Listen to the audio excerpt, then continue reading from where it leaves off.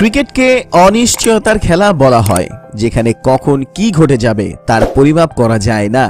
যে কোনো দিন যে কোনো অজ্ঞাত খেলোয়াড়ও নিজের দিনে বড় বড় তারকাদের উপড়ে ফেলতে পারেন। এমনটাই কিছু ভারতের সবচেয়ে বড় ঘরোয়া টুর্নামেন্ট রঞ্জি ট্রফিতে দেখতে পাওয়া গেল। যদি কোনো একটি দলের কাছে অজিঙ্ক্য রাহানে, পৃথ্বী শ আর সূর্যকুমার যাদবের মতো তারকা ব্যাটসম্যান থাকে, তো ভাবা যেতে পারে যে সেই দলের শক্তি কতটা হতে পারে। কিন্তু রাহানে, পৃথ্বী আর সূর্যকুমারের মতো তারকা আর পরিপক্ক ব্যাটসম্যান সজ্জিত দলকে এক অপরিচিত বোলারও ধ্বংস করে দিয়েছে। এই মুহূর্তে ভারতের রঞ্জির রনে সিনিয়র খেলোয়াড় থেকে শুরু করে জুনিয়র খেলোয়াড়রা আর নামী খেলোয়াড়দের থেকে শুরু করে অপরিচিত খেলোয়াড়রা নিজেদের ক্রিকেট কৌশল দেখাচ্ছেন। এর মধ্যে রেলওয়ে এক অপরিচিত বোলার মুম্বাইয়ের মতো রঞ্জির সবচেয়ে খতরনাক দলকে 2 ঘন্টায় শেষ করে দিয়েছে। বুধবার রঞ্জি ট্রফির লিগ ম্যাচে শুরু হয়েছে, যেখানে মুম্বাই আর রেলওয়ের মধ্যে একটি ম্যাচ খেলা হয়েছে।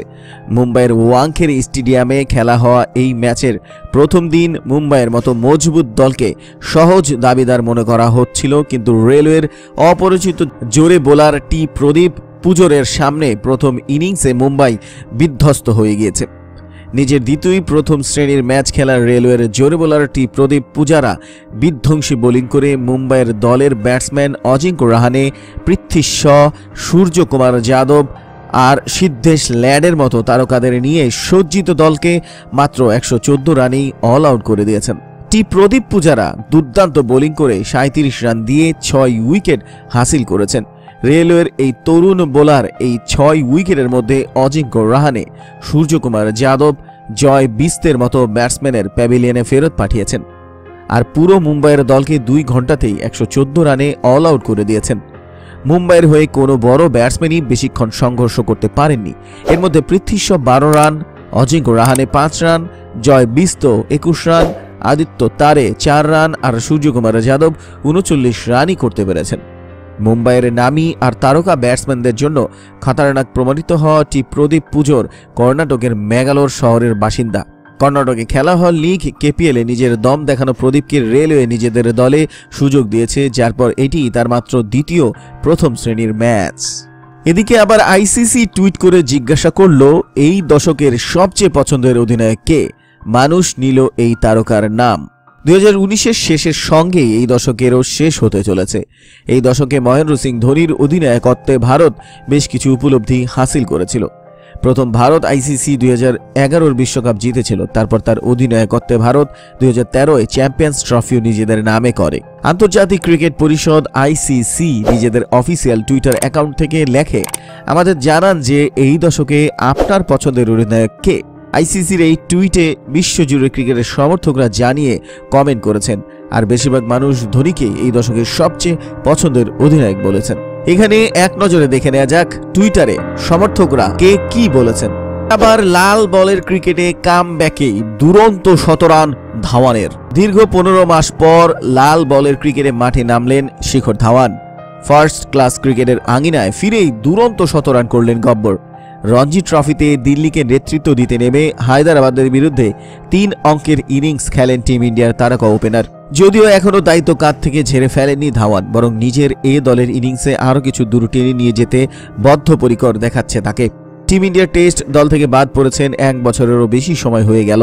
ধাওয়ান শেষবার টেস্ট ক্রিকেটে মাঠে নেমেছিলেন 2018 সালের সেপ্টেম্বরে। তারপর থেকে শুধুই সীমিত ওভারের ক্রিকেটে খেলেছেন তিনি। জাতীয় দলের হয়ে ওয়ানডে ও টি-20 খেলার পাশাপাশি দিল্লির হয়ে বিজয় হাজারে ট্রফি ও সৈয়দ মুস্তাক আলী টি-20-তে মাঠে নেমেছেন তিনি। তবে ফার্স্ট ক্লাস ক্রিকেট থেকে দূরে সরেছিলেন ধাওয়ান। গত বছর রঞ্জি খেলেননি। এবার চোটের জন্য জাতীয় দল থেকে ছিটকে যাওয়ার পর লোকেশ রাহুল ওপেনিং স্লটে নজর কাড়া পারফরমেন্স করায় চাপ পড়ে যান গব্বর। নির্বাচকদের গুড বুকে নাম ধরে রাখতেই এবার রঞ্জি খেলার সিদ্ধান্ত নেন ধাওয়ান।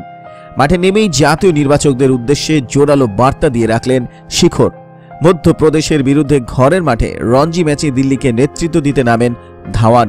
টস হেরে প্রথমে ব্যাট করতে বাধ্য হলেও দিল্লি প্রথম দিনের শেষে 66 ওভারে 6 উইকেটের বিনিময়ে 169 রান তুলেছে। ধাওয়ান অপরাজিত রয়েছেন 137 রানে। 198 বলের ইনিংসে 19টি 4 ও 2টি ছক্কা মেরেছেন তিনি। বাকিরা কেউই বড় রানের ইনিংস খেলতে পারেননি। মোহাম্মদ সিরাজ 60 রানের বিনিময়ে 2টি উইকেট নিয়েছেন। 2013 সালে টেস্ট অভিষেক হওয়ার পর থেকে দিল্লির হয়ে তেমন একটা নজর কাটতে পারেননি ধাওয়ান। এই ম্যাচের আগে গত 6 বছরে দিল্লির হয়ে 5টি ফার্স্ট ক্লাস ইনিংসে শিখরের ব্যাটিং গড় 25, 16টি লিস্টে ম্যাচে ধাওয়ানের গড় 20.3, 10টি টি-20 ইনিংসে তিনি রান করেছেন 24 গড়ে। অবশেষে রাজ্য দলের হয়ে বড় রানের ইনিংস খেললেন ধাওয়ান দ্য গব্বর সিং। নিরাপত্তা নিয়ে ভারতকে কটাক্ষ পাক বোর্ড চেয়ারম্যানের, মোক্ষম জবাব দিল বিসিসিআই। দেশের মাটিতে শ্রীলঙ্কার বিরুদ্ধে টেস্ট সিরিজ জয়ের পরই বিতর্কের আগুন জ্বালিয়েছিলেন পাকিস্তান ক্রিকেট বোর্ডের চেয়ারম্যান এহসান মানি। প্রশ্ন তুলেছিলেন ভারতে ম্যাচ আয়োজনের নিরাপত্তা নিয়ে। ভারতকে সমালোচনায় বিদ্ধ করে পিসিবি চেয়ারম্যান দাবি করেন, এই মুহূর্তে ক্রিকেটীয় সফরের ক্ষেত্রে ভারতের থেকে বেশি নিরাপদ পাকিস্তান। এবার তাকে মোক্ষম জবাব দিল বিসিসিআই। এহসান মানি বলেছিলেন, শ্রীলঙ্কার বিরুদ্ধে টেস্ট সিরিজ আয়োজন করে আমরা প্রমাণ করে দিলাম পাকিস্তান এখন নিরাপদ। বিশেষ করে ক্রিকেটের ক্ষেত্রে ভারতের তুলনায় এখন অনেক বেশি নিরাপদ পাকিস্তান। ভারতে ক্রিকেটীয় সফর করতে যাওয়া এখন বেশি বিপদ। ভারতকে টেনে মানির এহেন মন্তব্যের পরই বিতর্কের ঝড় ওঠে। সোশ্যাল মিডিয়ায় ভারতীয়রা প্রশ্ন করেন, নিজেদের কথা বলতে গিয়ে কেন এদেশের প্রসঙ্গ তুললেন পিসিবি চেয়ারম্যান? অনেকে আবার তার মন্তব্যকে শিশুসুলভ বলেও ব্যাখ্যা করেছেন। এবার পিসিবিকে কড়া জবাব দিল ভারতীয় ক্রিকেট কন্ট্রোল বোর্ড বিসিসিআই।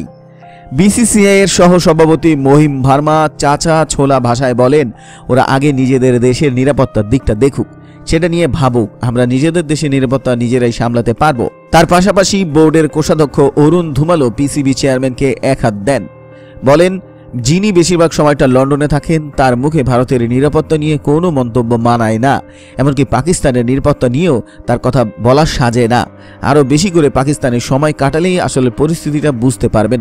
উল্লেখ্য, 2009 সালে শ্রীলঙ্কা টিম বাসে সন্ত্রাস হামলার পর এই প্রথম আন্তর্জাতিক টেস্ট সিরিজ আয়োজিত হলো পাকিস্তানে। বাংলাদেশেও আমন্ত্রণ জানানো হয়েছে পাকিস্তানে খেলার জন্য। আগামী বছর পাক দলের বিরুদ্ধে 2 ম্যাচের টেস্ট সিরিজ খেলার কথা বাংলাদেশের, কিন্তু শোনা যাচ্ছে বাংলাদেশ ক্রিকেট বোর্ড পাকিস্তানের দল পাঠাতে চাইছে না। নিরপেক্ষ ভেন্যুতে তারা টেস্ট খেলতে আগ্রহী। বোর্ড প্রধান নিজামুদ্দিন চৌধুরী বলেন, পাক মুলুকে টি-20-র জন্য দল পাঠাতে তাদের কোনো সমস্যা নেই, কিন্তু 5 দিনের ম্যাচের জন্য যেন অন্য ভেন্যুর আয়োজন করা হয়। ভারতকে কটাক্ষ করার ফল যেন হাতে নাতে জবাব পেয়ে গেলেন পিসিবি চেয়ারম্যান। সো ফ্রেন্ডস, এই ছিল প্রতিবেদন। নিউজটি ভালো লাগলে লাইক দিন, বন্ধুদের সাথে শেয়ার করুন। ভারতীয় ক্রিকেট সহ সমস্ত ক্রিকেটের সমস্ত আপডেট সবার আগে পেতে এখনই মাস ক্রিকেট ইন্ডিয়া ইউটিউব চ্যানেলটিকে সাবস্ক্রাইব করে সাথেই থাকুন। ভিডিওটি দেখার জন্য আন্তরিক ধন্যবাদ।